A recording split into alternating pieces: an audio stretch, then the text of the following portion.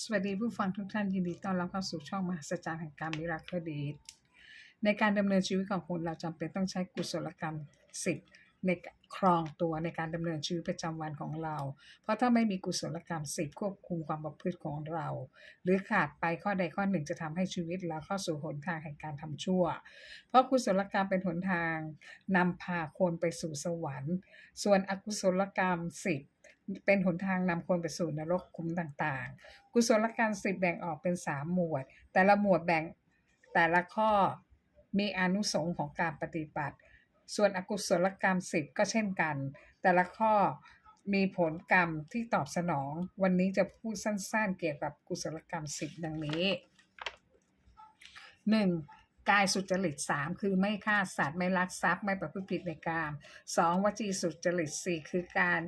ละการพูดเท็จละการพูดส่อเสียดละคำหยาบละคำพูดเพ้อเจ้อมโนสุจริตคือไม่อยากได้ของใครไม่คิดปองร้ายใคร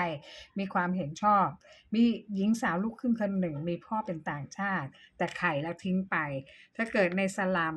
มีแต่คนหาเช้ากินข้ามนิสัยเธอชอบเที่ยวไม่สนใจการเรียนหนังสือพอโตขึ้นเป็นสาวเธอชอบไปเที่ยวกับเพื่อนฝูงเด็กๆใจแตกด้วยกันจนวันหนึ่งเธอถูกเด็กวัยรุ่นด้วยกันลุมโทรมถึง16คนหลังจากนั้นเธอก็ไปทำงานเป็นเด็กเสิร์ฟในร้านอาหารตามผับตามบาร์ไม่นานนักเธอก็ได้สามีวัยรุ่นอยู่กินกันมีลูกสาว1คนแต่เนื่องจากครอบครัวสามีไม่ได้มีฐานะร่ำรวยไม่ตอบโจทย์ในใจของเธอเธอไม่ได้บอกใครเลยเธอตัดสินใจสมัครไปทำงานเป็นเด็กเสิร์ฟที่ญี่ปุ่นซึ่งสมัย34ปี40 ปีนั้นเป็นที่นิยมและฝักใฝ่กันมากของสาวไทยจำนวนมากที่ต้องการไปทำงานที่ญี่ปุ่นเพื่อหวังว่าจะได้สามีเป็นคนญี่ปุ่นที่ดีๆรวยๆเพราะสมัยนั้นขึ้นชื่อว่าสามีญี่ปุ่นชอบแต่งงานกับสาวไทยมากและเลี้ยงดูเป็นอย่างดีเธอเซ็นสัญญาไปทำงานเป็นเด็กเสิร์ฟที่ญี่ปุ่นโดยต้องจ่ายค่าเดินทางทั้งหมด700,000 บาทมีรายได้เดือนละ100,000สำหรับเด็กไม่มีความรู้ไม่เรียนหนังสือเงินเดือนที่ล่อใจขนาดนี้ทำให้เธอตกลงไปทำงานที่ญี่ปุ่นใครๆก็เตือนเธอว่าระวังถูกหลอกไปขายตัวแต่เธอไม่ฟังเธอมุ่งมั่นว่าจะสร้างฐานะเธออยากรวยไม่อยากมีชีวิตอยู่อย่างคนยากจนเธอบอกเธอไม่มีอะไรจะต้องเสียเธอผ่านมาหมดแล้วผู้ใหญ่ก็เตือนว่าระวังนะแก๊งมาเฟียแก๊งยากุซ่าซึ่งดังมากในสมัยนั้นถ้าใครเข้าไปแล้วไม่สามารถออกมาได้มีแต่ตายสถานเดียวเธอไม่เชื่อสิ่งที่ทุกคนเตือนเ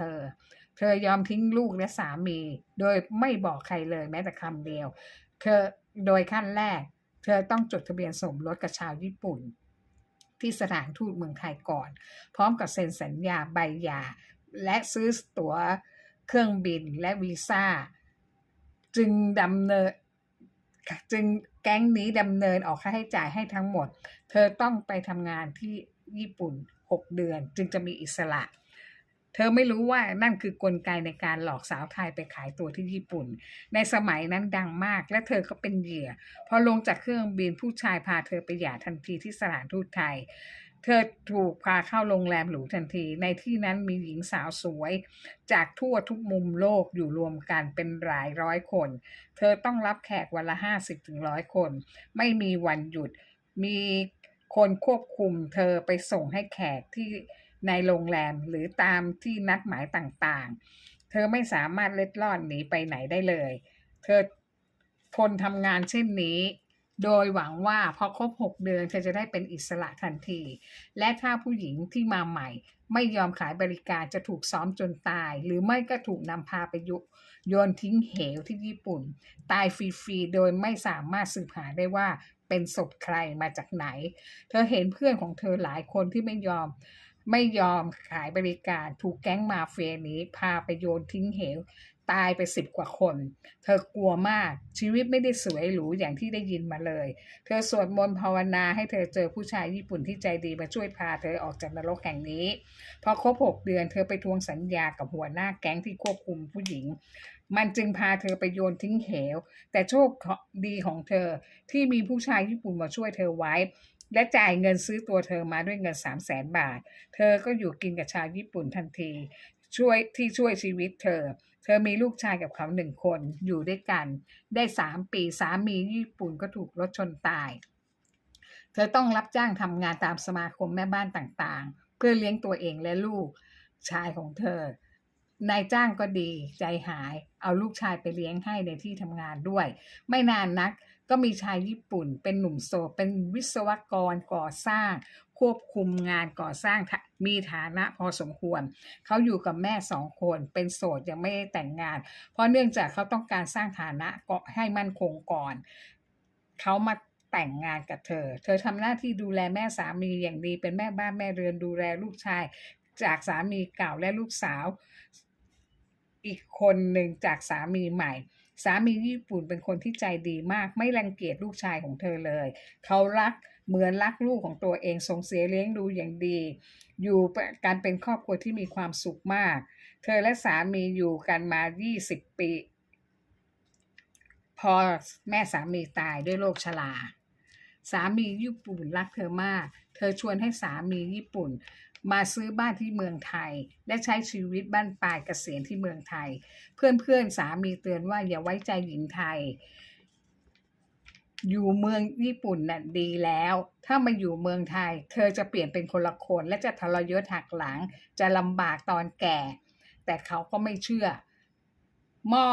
พอเดินทางมากับภรรยาจัดการมรดกทุกอย่างพอมาซื้อบ้านที่เมืองไทยสามีหวังว่าจะฝากผีฝากไข้ก็มีอายุมากแล้วอยู่เมืองไทยได้ประมาณ10 ปีสามีเริ่มแก่มีอายุได้80 ปีเริ่มป่วยติดเตียงช่วยเหลือตัวเองไม่ได้เธอต้องดูแลสามีทุกอย่างเธอเริ่มเบื่อออกเที่ยวกลางคืนควงผู้ชายไม่ซ้ำหน้าไม่นานเธอรำคาญที่ต้องมาดูแลสามีญี่ปุ่นจึงมีพระคุณกับเธอที่ช่วยชุบชีวิตใหม่ให้เธอทุกอย่างเธอลืมบุญคุณของสามีญี่ปุ่นหมดสิ้นเธอด่าว่าสามีต่างๆนานาในที่สุดเธอก็นำสามีญี่ปุ่นไปทิ้งอยู่บ้านพักคนชรา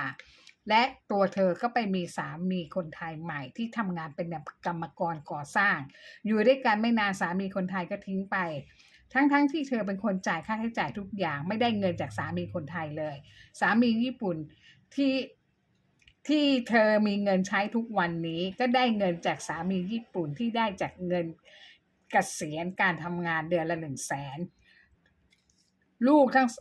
ทั้ง2 คนอยู่ที่ญี่ปุ่นไม่ยอมมาอยู่เมืองไทยทุกคนทำงานกันหมดแล้วส่วนตัวเธอเวลานี้ก็อายุ60 กว่าปีโซมมากๆแล้วเธอค่ำควรเสียใจว่าถูกสามีกรรมกรทิ้งและหลอกเงินเธอ